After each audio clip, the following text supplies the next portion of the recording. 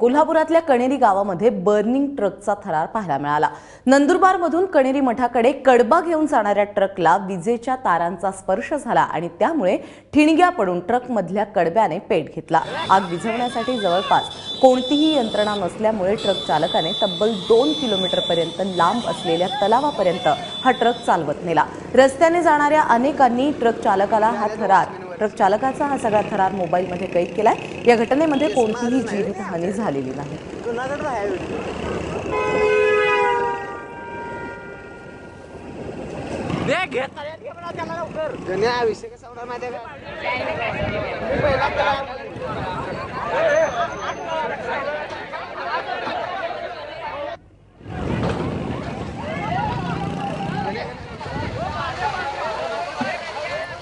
Truck चालकाने मोठं धाडस केलं, अन्यथा हा ट्रक त्याची आग विझवता आली नसती आणि मोठा अनर्थ घडला असता।